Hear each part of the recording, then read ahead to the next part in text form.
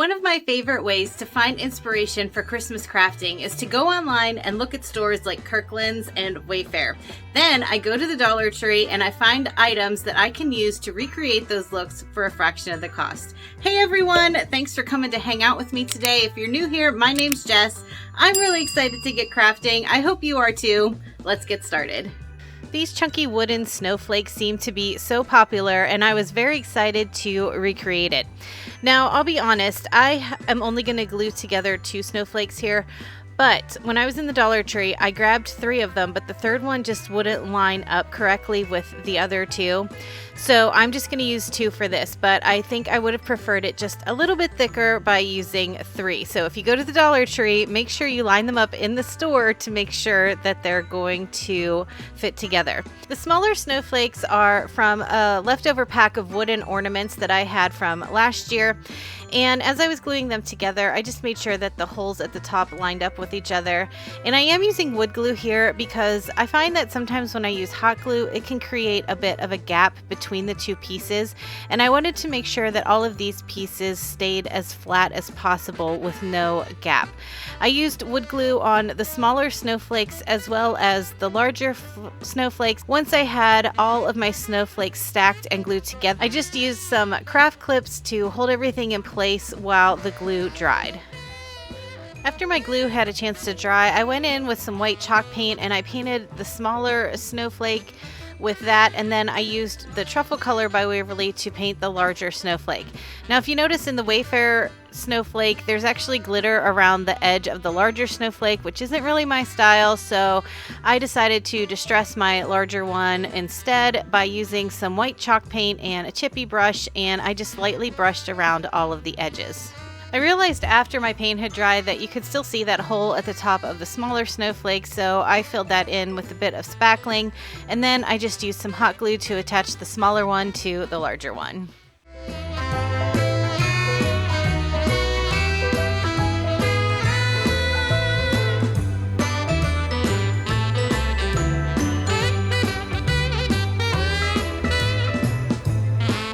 Another thing that caught my eye on the Kirkland's website was this wooden peace sign.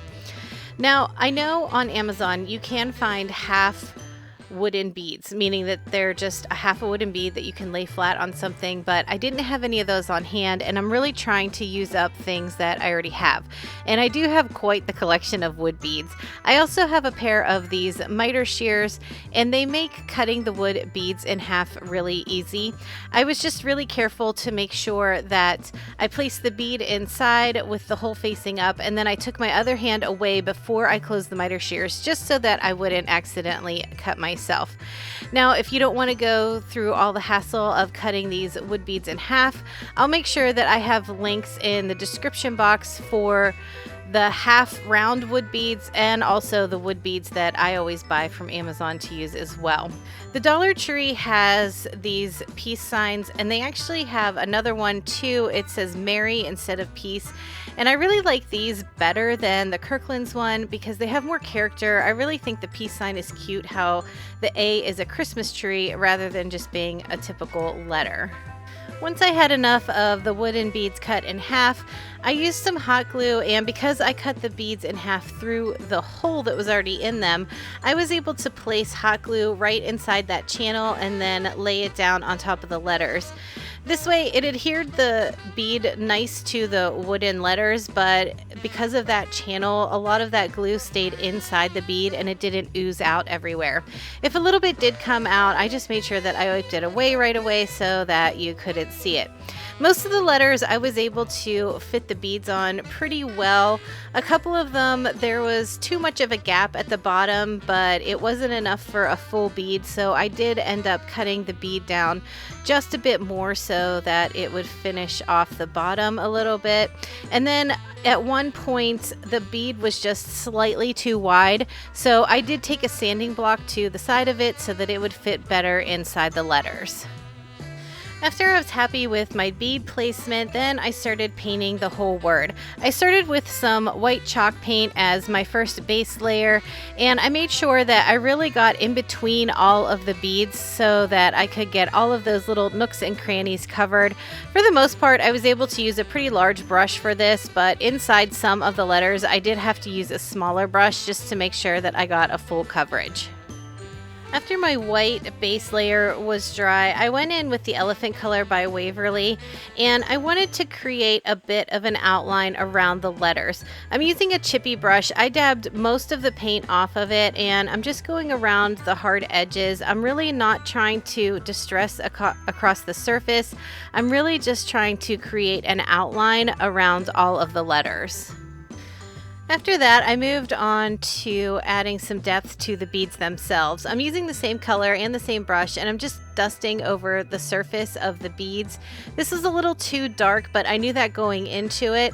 Once I had all of the beads dusted with that elephant color, then I went back through with the same white color that I had started with and went over the surface again. I chose to keep the colors of my word pretty similar to the ones in the picture, but I think this would be a great place to add your own style if you wanted to paint the words and the beads a bright red color for Christmas and then go back through with some white. That would look really cute too. Or if you like the non-traditional colors of Christmas, like say maybe you'd like to decorate in pinks and teals, I think there's so many different ways you could add pops of color to this, and I think it's one of those projects that can be customized to fit any type of style.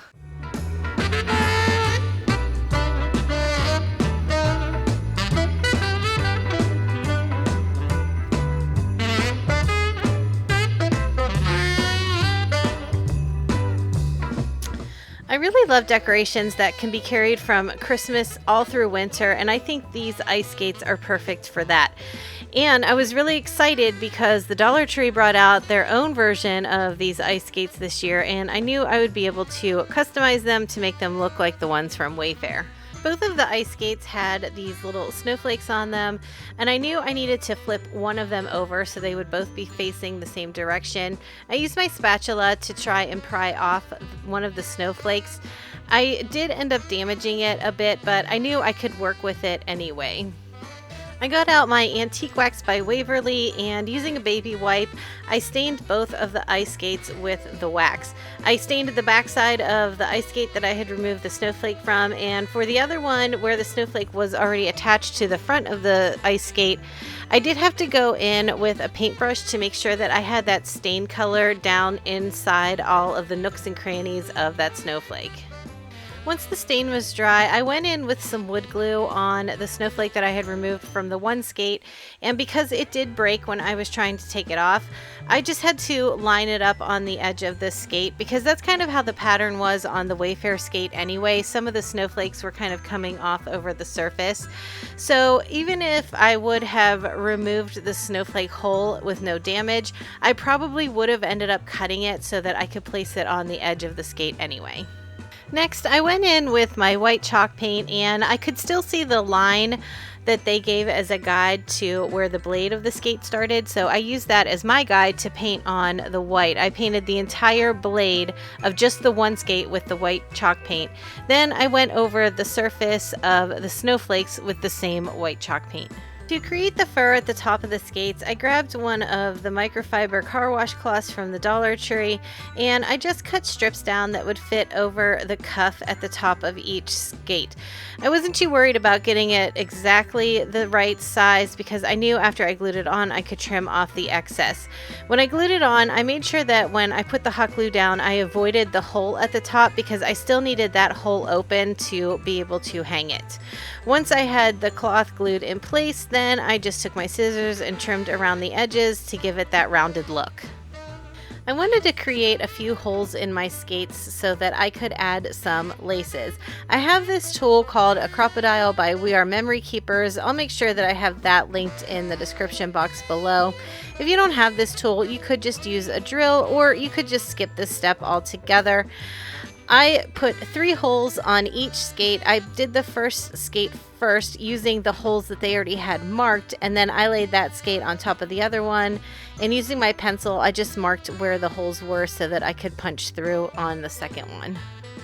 I have this thicker jute twine that I get from Walmart, and I knew it would look good on these ice skates, but it was a little difficult to feed through those holes, so I added a dab of hot glue onto the end, let it cool down for a couple seconds, and then I rolled it in between my fingers, and it made it a lot easier to fish it through the holes.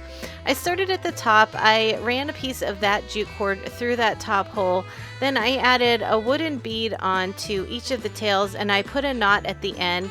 Then I added a little hot glue to the top of the knot and sank the bead down onto it so that way the bead wouldn't slip off the end.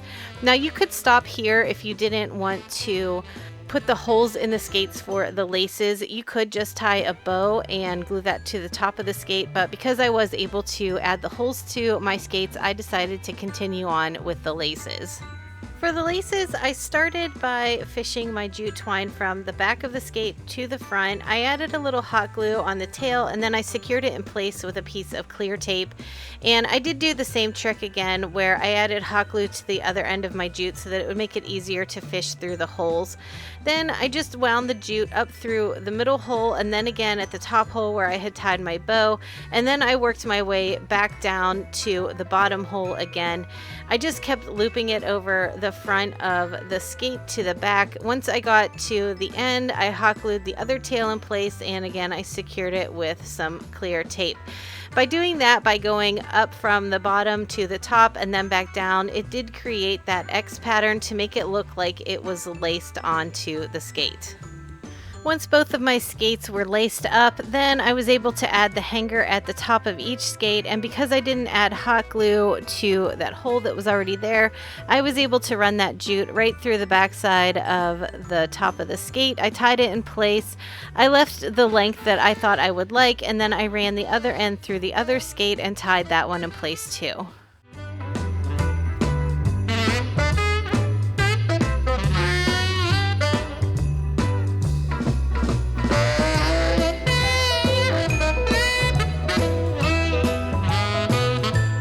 I love using bells when I'm decorating for the holidays. I knew these ones from Kirkland's would be really easy to recreate. I went to the Dollar Tree. I grabbed 2 of their plastic bells. I couldn't find any that just had a plain surface, so I grabbed the 2 that I liked the best, which were the ones that had an embossed poinsettia on the front of each one. After I took all of the stuff off of the top of each bell, I went outside. I have this spray paint by Rust-Oleum called Apple Red, and I gave each bell 2 coats on the inside and the outside. After my paint was dry, I brought them inside, and to connect the 2 bells, I'm using some nautical rope from the Dollar Tree. I fed one end through the top of the one bell, tied it in a knot, and then I moved over to the other bell. I didn't want a long piece of rope in between the 2 bells because I wanted another hanger to come off of that rope. So I left about 6 inches between each bell, and I gave myself another 8 inches or so that I would have room to tie a knot, and then that way it held each bell in place. Once I had the bells on the rope, then I used just a small dot of hot glue to glue the 2 bells together. As much as I love buffalo plaid, I had this ribbon in my stash from last year at Christmas. I got it on clearance. I think maybe I got it at Walmart. I really love red and gray and white at the holidays. I use that a lot in my decorating, so this fit my decorating style a little bit better than the buffalo plaid. To create the bow for the top of my bells, I took one section of ribbon, looped it around, added a small dot of hot glue to the ends to keep it in place. Then I created a second loop that was slightly smaller than the first loop. I glued that one into place as well. Then I just stacked them together along with another piece to use as the tails. I pleated it all in the center and secured it with a pipe cleaner. Before attaching the bow to my bells, I wanted to get my hanger in place. I took a piece of jute twine. I ran it through the top of the bells where that nautical rope is. I tied a knot in the end, but then I slid the knot back down towards the nautical rope so that the knot would be hidden by the bow. I use the ends of the pipe cleaner to attach my bow to the nautical rope. Then as a final touch, I did do a little decorating on top of the bow with some greenery pieces and some pine cones. Now I wanted to make sure that the tails of my bow also stayed in place, so once I had the ends dovetailed, I did add a little hot glue to the back of the tails and glued them to the front of the bells just so they wouldn't flap around too much. I think this project is one of those things that's really great that you can customize for any style. I chose to paint my bells red, but you could paint them any color you want, or if you really like that metallic look, you could leave them as is. And of course, you can pick any ribbon that fits your style to create your bow.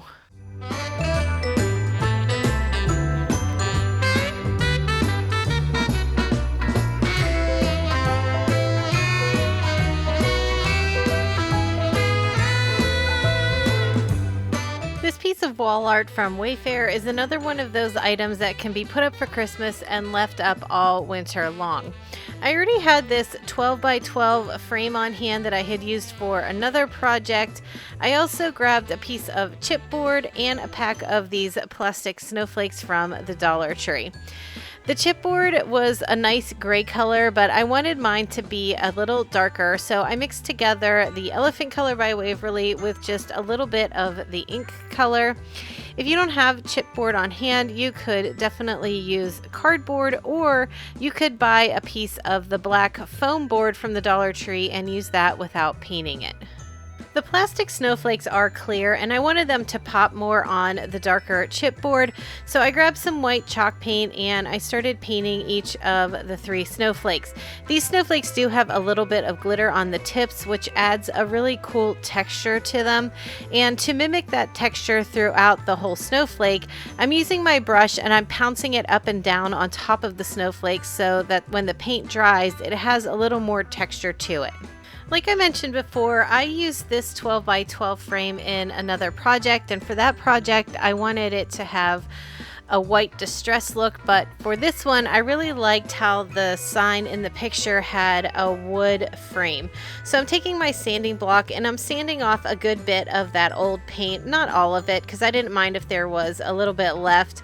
Once I had it sanded down to where I liked it, then I went in with my antique wax as a stain, and everywhere that there was just a little of that paint left, it gave it a bit of a different color, which I really liked because I liked that variation in the color on the frame.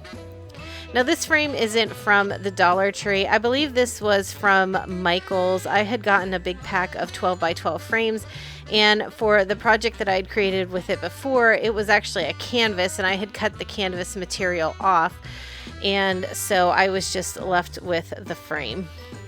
Once the frame was all dry, I flipped it over and just using some hot glue, I attached the chipboard to the back of the frame. Now, like I mentioned before, this frame had a canvas on it that I removed, which is why I needed the chipboard as a backer. But if you wanted to go to the Dollar Tree and just grab a picture frame, you could actually just use the cardboard that comes with it as the backer. Here you can see the cool texture that these snowflakes have from the glitter that was on there and from pouncing my brush on with the paint. I spaced out the 3 snowflakes on the top 2/3 of the frame, and once I had them spaced out how I like them, I just used a little hot glue in the center of each snowflake to keep it in place. After the snowflakes were all glued down, I grabbed a white paint pen and I just started creating small dashes from the top of each snowflake to the bottom of the frame so that it would look like the snowflakes were hanging from the top. As a final detail, I did create a decal with my Cricut that says Winter Blessings, just like the sign did, and I applied that towards the bottom.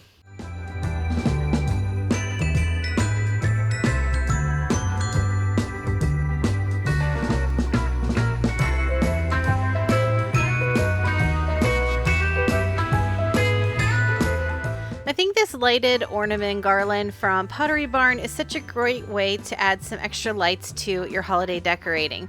I went to the Dollar Tree. They always have these tubes of ornaments.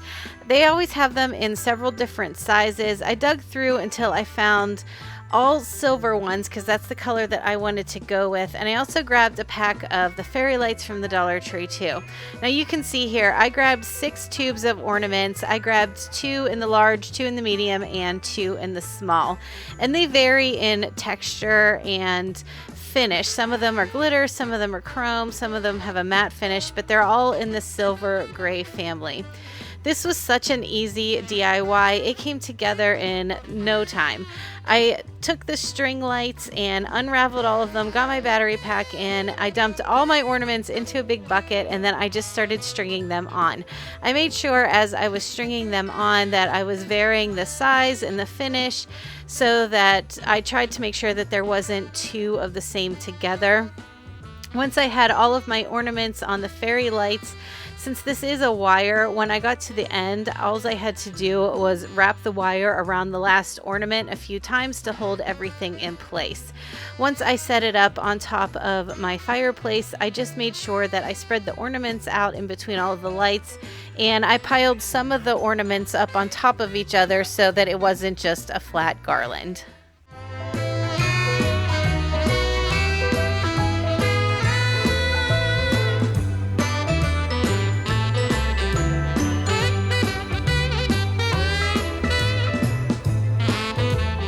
I've really been enjoying decorating with candy canes and peppermints this season, and this sign from Wayfair was so cute I wanted to recreate it. I went to the Dollar Tree and grabbed one of these certificate frames. They're bigger than the regular 8x10 frame, and they're really great for holding a regular 8.5 by 11 piece of paper.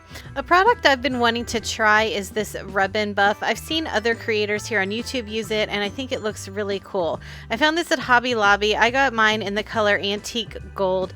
I just put a little bit on my fingers and I ran it along the edges of the frame. There is a little bit of texture to this frame, so everywhere that I was rubbing my finger, it really picked up that metallic finish, and I really liked the look of this.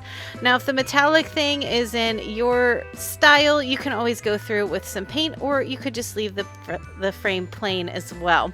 I did create a free printable that I'll have linked in the description box, and once my rub and buff was all dry on my frame, I just printed out my picture and reassembled the frame. This was a really cute, quick and easy project.